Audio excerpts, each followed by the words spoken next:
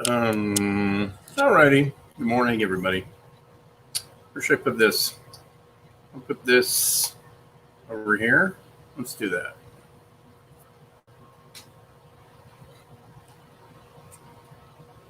There we go. KFI mic. Yeah. So good morning. I said yesterday that I would orient you to the region of Nagorno-Karabakh, and let me start with a simple map.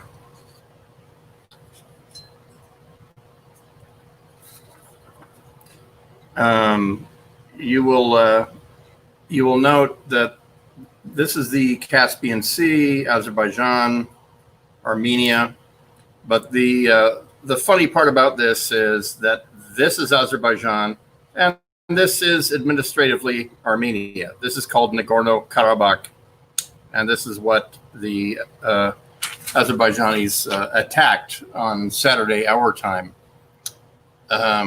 So let's travel there, shall we? This is the capital of Nagorno-Karabakh is Stepanakert. And actually, let me pull back a bit so that you can see this. Nagorno-Karabakh is not administratively marked by. Is that flashing on your screen? Or is it just on mine? Is not marked on the maps, but let me get rid of the roads. There, get rid of the roads. So this is that area that I showed you. This is Nagorno-Karabakh, and it's not marked on Google Maps, or I mean Google Earth. They've decided not to do it, but they have marked here the Azerbaijani enclave called Nakhchivan. And this over here, this is Armenia. The complex history and relationship, and as you see, it's in a tough neighborhood. You have Georgia here to the north, hostile Turkey over here. Of course, the Turks killed more than 1 million Armenians about 100 years ago. So they're not real happy about that. The Turkish side is not happy about being called genocidal, and the Armenians are not happy that the Turks have never acknowledged it. But as I say, there's a Azeri enclave here, which is administratively part of Azerbaijan, and then over here, though not well marked, is Nagorno-Karabakh, which maybe you can see a little better here, which is administered by Armenia. And I know, let me get rid of that. That's just a little annoying. Administratively, you look at that and you say, well, wouldn't the easiest thing be to switch the two enclaves and just have all the Armenians that live in Nagorno-Karabakh move to Armenia, and then have all of the Azeris that live in Nakhchivan move to Azerbaijan. Well, here's the problem. And the problem is history. By the way, it was cold up here in the desert, so that's why I'm going Silmar style. No, I'm probably overkilling it at this point. But the intermingling of ethnicities and religions goes back hundreds of years, and so that's why you might look at that and say, well, that's a simple solution. By the way, Secretary of State Mike Pompeo is on his way to Suda Bay, Greece, and he's there to attempt to defuse two things. One of them we have a dog in, and that is Greece versus Turkey. With the Turks are reasserting administrative and sovereignty claims in the Eastern Mediterranean, and they're making it about Cyprus. And so Mike Pompeo, who hasn't read the NATO Charter, remembering that Greece and Turkey are both in the Charter, are going to try to get, there's a really annoying fly. Do you see that flying around? Are going to try to get Turkey to back off, and will probably offer some sort of concession in regards to what's going on. So the way the sides line up with Azerbaijan, Armenia, is that, for instance, today Moscow flew 3 MiG-29s over Yerevan, the capital of Armenia, as a symbol that Russian military power is there on Armenia's side. On the Azerbaijani side, they're releasing videos where they're showing Turkish and Azerbaijani forces marching literally in lockstep towards Nagorno-Karabakh. The Azerbaijanis released some graphics that show Turkey, Azerbaijan, and Pakistan somehow all intermingled. And this reflects the crossroads of history that this part of the Caucasus has been. If you go pre-rise of Islam, the people we now call Azeris were one of several different religions, including Zoroastrians, which was the first monotheistic religion, by the way, known. After the rise of Islam, it was the Basrans, it was Arab Muslims, and then later Persian Muslims, the Safavids, that washed over that area. And then, of course, the Eastern Orthodox and Armenian Orthodox and Russian Orthodox churches have many, many footholds there. The Armenians were a long-time Christian enclave there, even under the Ottoman caliphates, and then later the Persian Safavid and all that. And so the end result, then we get 100 years ago, World War I ends, the Ottoman Empire has collapsed. The British occupied, well, what we now call Armenia, but they didn't give sovereignty to the Armenians. They granted the Nakhchivan enclave, and they ruled it. And then, meanwhile, in Azerbaijan proper, they allowed the Azerbaijanis to have administrative rights over Nagorno-Karabakh. And then along comes the communist revolution, and Stalin was the commissar for ethnicities. And by 1922, as they were trying to help the cement cure on the Soviet Union, he did the most expeditious thing, and he allowed the Azeris to have administrative control over this enclave called Nagorno-Karabakh. Anyway, you go ahead a couple decades, and everybody was equally miserable under the Soviet Union. It actually, that formula worked, just like it worked in Yugoslavia. And by the late 80s, there was tremendous agitation by the Armenians to be named a separate Soviet Socialist Republic, an oblast, which it's somewhere between state and county. You know, if you grouped Southern California into 6 counties, that would be an oblast. And so it got, in 1988, it got bad enough in the Soviet Union that Azerbaijanis, Azeris, and Armenians were physically fighting. They were fighting with sticks, and then they got guns. The police attempted to get involved, but it got really ugly. And this is at a time when Gorbachev was smelling the coffee and trying to bring the Soviet Union in for a peaceful landing before there was a revolution. And here it was breaking out in the Caucasus. And so he allowed some leeway with the Armenians. So anyway, the Soviet Union collapses and everybody announces that they're now independent states. So all of a sudden there's an Armenia, there's an Azerbaijan, but that doesn't settle these enclaves. And so Armenia and Azerbaijan, with what they had, with what the Red Army left behind as the White Russians were heading back to Russia, unless they lived in Armenia, they started fighting each other.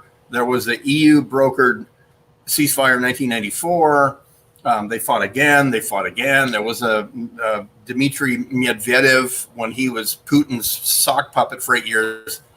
In 2008, he signed a memorandum. And by the way, all this time, after the breakup of the Warsaw Pact and the Soviet Union, Moscow brokered a thing called the Coalition for Security Treaty Organization, the CSTO.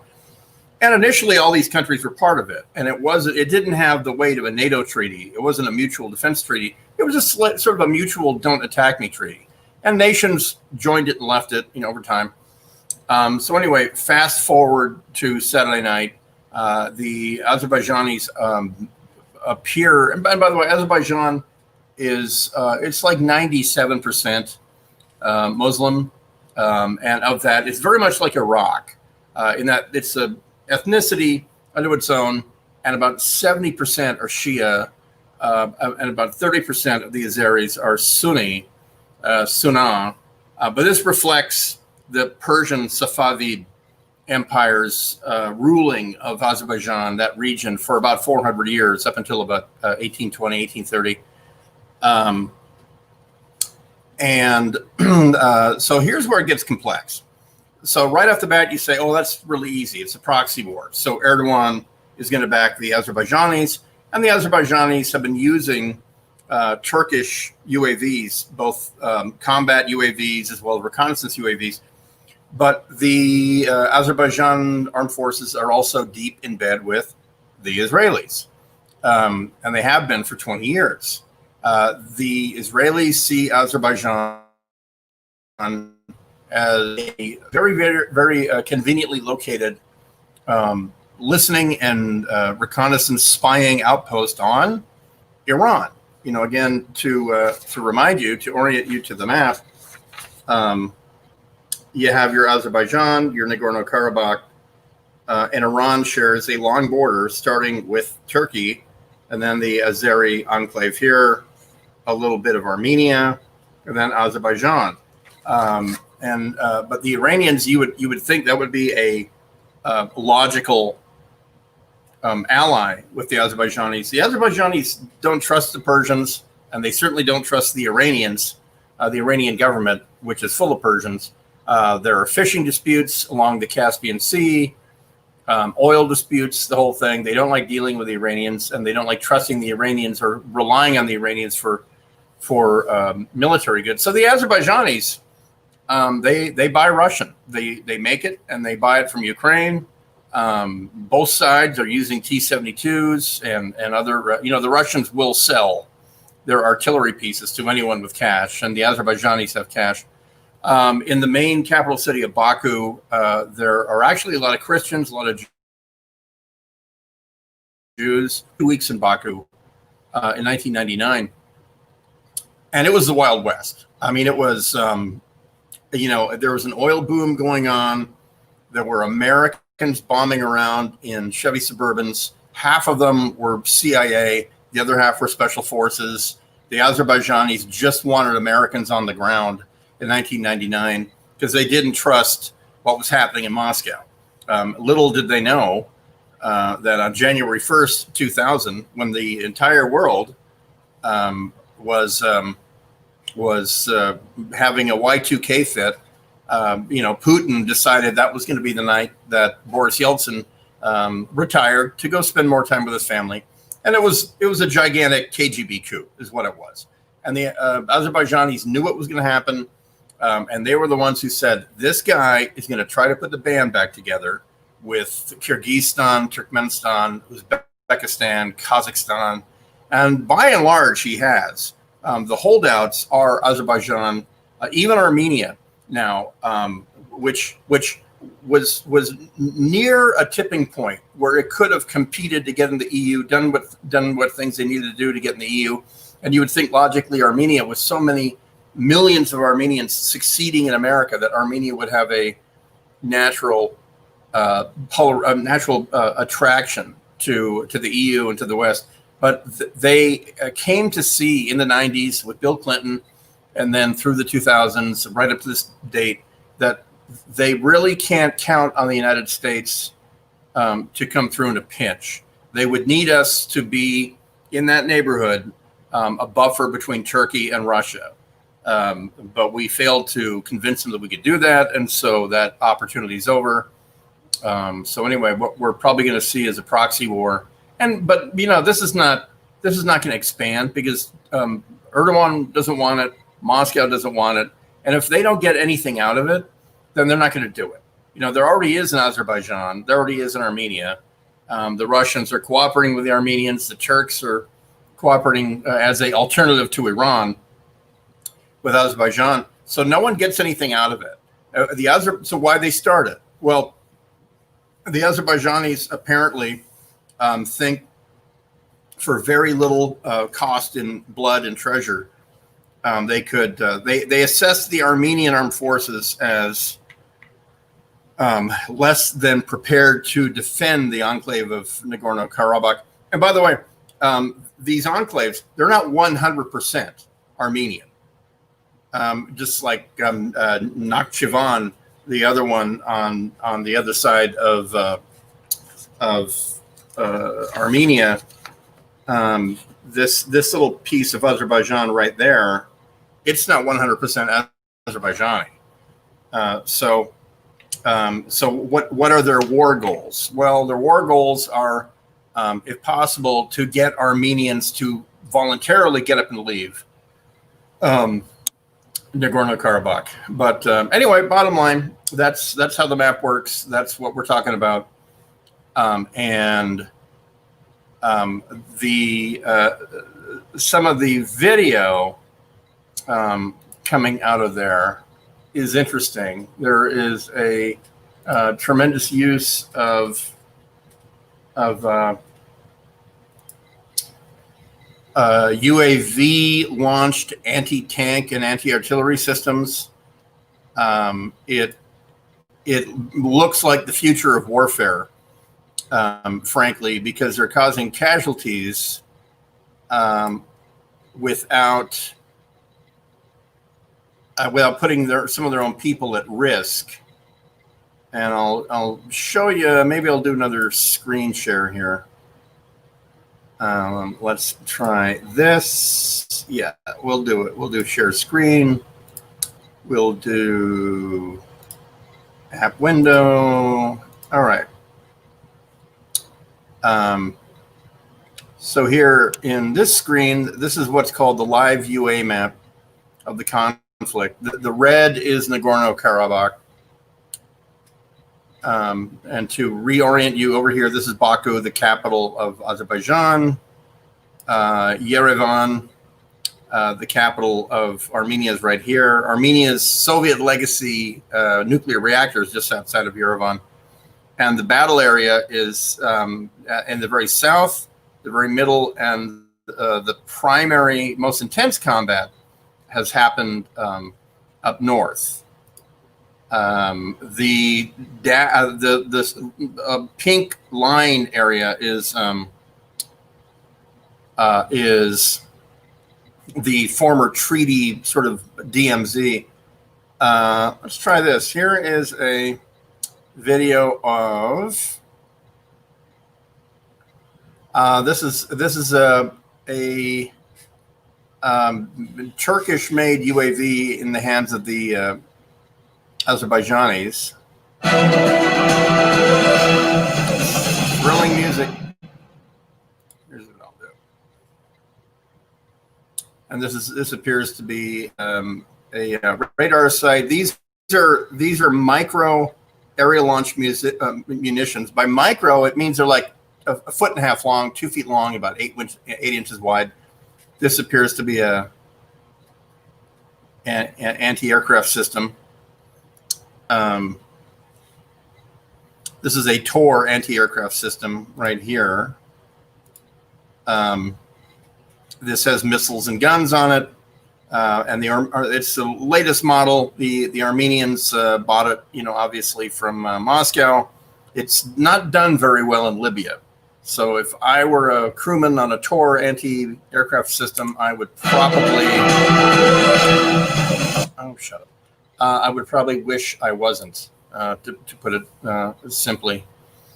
So there you go. There's a lot of that. Both sides are have a pretty good social media game going on. By the way, could you see that video? I'm just wondering. There are reports that there are Syrian missionaries on the Azerbaijani side, and you can almost be positive that there are Russian mercenaries on the Armenian side, because a lot of Russians live in Armenia. By the way, during, Stalin was the commissar of ethnicities. They really had that in the 20s until he became Stalin. But then there was sort of the Stalinization of Russia in the 30s, 40s, and 50s, where he was moving Russian. Keep in mind, Stalin was a Georgian, and so was his head of the NKVD, Beria. Stalin was a ethnic Georgian, but he wanted Russians all across the Soviet Union. And so that's part of the enmity between Chechens and Russians, is that during World War II, Stalin physically relocated all the Chechens to Siberia. And it wasn't until several years after the war that he allowed the ones who survived to come back to Chechnya. And they came back and found that a whole bunch of their farms and family plots of land were being squatted on by Russians who now had title and deed to that land. So kind of a grudge. Same with Azerbaijan. There are plenty of ethnic Russians in Azerbaijan. Russian was the most common language. There are lots of Russians in Armenia. So the Armenians can integrate a Russian pretty easily into the Armenian armed forces, and keep in mind the religious aspect of this is not taking too hard, because the Azerbaijanis haven't been like Muslim radicalized. The Armenians, on the other hand, there is the Armenian Orthodox Church, just like there's the Serbian Orthodox Church. And they're dead serious about that shit. And they have all their religious figures out front. The Armenian government are tweeting out pictures. I tweeted the picture out yesterday of the Armenian Orthodox cardinal posing with an Armenian Orthodox cross in one hand and AK in the other. And, not a very subtle message going on there. So, as Smedley points out, this is one of the things that we've seen over the past 10 years in Syria, is that if a UAV is up at about 5,000 feet, if it's not lower than that, the people on the ground don't see it and don't hear it. Unless, and in many cases, battlefield radar systems, anti-aircraft radar systems are not picking up the mainly composite UAVs that we make, the Turks make, the Israelis make. The Israelis have a suicide UAV called the Strike Master that the Azerbaijanis use, and you launch it, you arm it in the air, and it has like a 75-pound warhead, and you just designate a target, and it zooms in. And the last thing you see in that footage for the last half second, or you see people go, or you see people running. So a little more warning than artillery, but still. So this appears to be another iteration of what's going on in Syria. Okay, so I hope that clarified things map-wise, and that whole deal. And we will maybe be back later on today, and all that. Okay.